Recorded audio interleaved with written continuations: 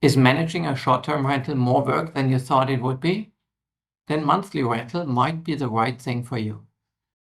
Let's see how profitable monthly rental can be in a hot area like Canggu in Bali. You will have a lot less cost and effort with managing your rental property, but on the other hand, you accept some lower revenue. What is key to understanding this market is that it's actually a very different market. You have different people. You don't have those tourists who come for 2 or 3 nights and money doesn't matter, they just want to party. But you have people more like expats or digital nomads who come for 1, 2, 3 months, and they do need to look at the budget. However, they're willing to sacrifice in other areas.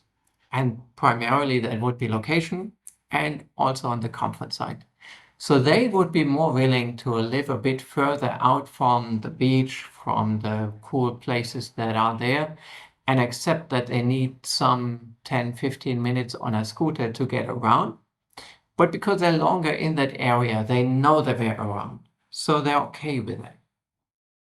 So it's a very different market, and you can't just take one property and decide I want to rent it on a monthly basis or on a daily basis, because the market might not be there.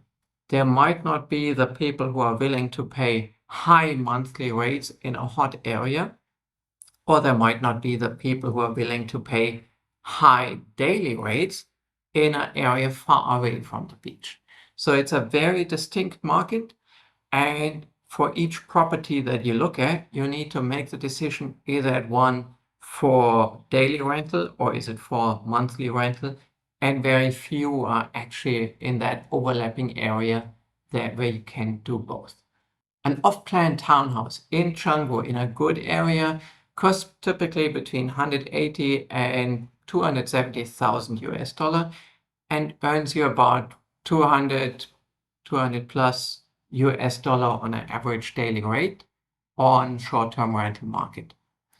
Now, when you look at the monthly rental market a bit further out, you can get a nice townhouse for a lot less. So let's say $140,000, or you can actually pay less for $105,000, $110,000. But you get a lot less revenue. So the revenue would not be measured on an average daily rental, but what can you get on a monthly basis? So here we have to look at a different market, and we look at different forums where this market is actually shown, not Airbnb, but let's say Facebook forums and other marketplaces. And we see that most expats are not really willing to go much above 1,500 US dollar a month. That's already high. A lot of them are willing to pay less than 1,000 US dollar and accept that they have something smaller, older, no pool, less amenities. But this market goes to 1,500, maybe up to 1,800, but here it gets really, really thin. So the rental revenue will be accordingly lower. So the occupancy will be over the whole year higher than in a daily rental, but the overall revenue will still be lower. So now let's look at the calculation of what is the cost.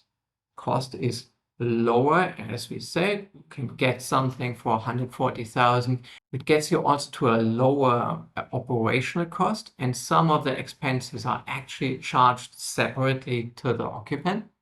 So for example, electricity will not be like in a short-term rental or in a hotel, a flat rate part of the package, but charged separately to the occupant. So the cost will be lower, but also the revenue is lower. We assume, let's say, a fairly high occupancy rate here, but a lower rate of, let's say, 1,500 US dollar a month for a nice and new, but somewhat out. And to compare, we can also make the calculation with 1,800 US dollar. And we see the profitability is actually not worth it. So you're not making a profit in a monthly rental setup in Canggu for the leasehold scenario of a newly built unit. Now, of course, we have different scenarios where you might own an older unit, where you might be able to have a freehold unit, then you have different cost calculation. You don't need to write off over the duration of your leasehold. So for locals, the market looks different. Or you might have bought something years ago when prices were lower, and this is still an option to you. But given the current rates and the current prices of off-plan units further away from the beach, a monthly rental setup is not profitable.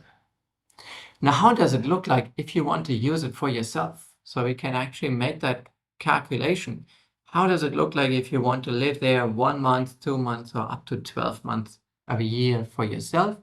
Can renting it out parts of the time, parts of the year, cover some of your costs that you have with the property?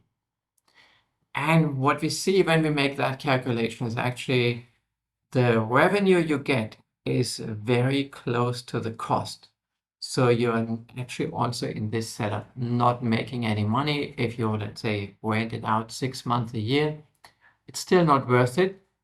And in the end, you're better if you want to spend some time in it, 6 months a year, rent one unit yourself. For that time, the cost to you will be actually very comparable to owning one and renting it out. Now, of course, this is all only based on a somewhat conservative calculation as I do it before I enter an investment. And reality you can only look at many years later. It might be that the prices continue to go up and you can sell it, or occupancy and rental rates go up further and it's actually more profitable than you might think beforehand. So I'm not saying it's definitely a bad investment, but it does not fulfill my criteria of a conservative evaluation beforehand to actually make that deal. If you like content about real estate investments in general, in Bali or across the Southeast Asia and the globe, feel free to follow this channel for more.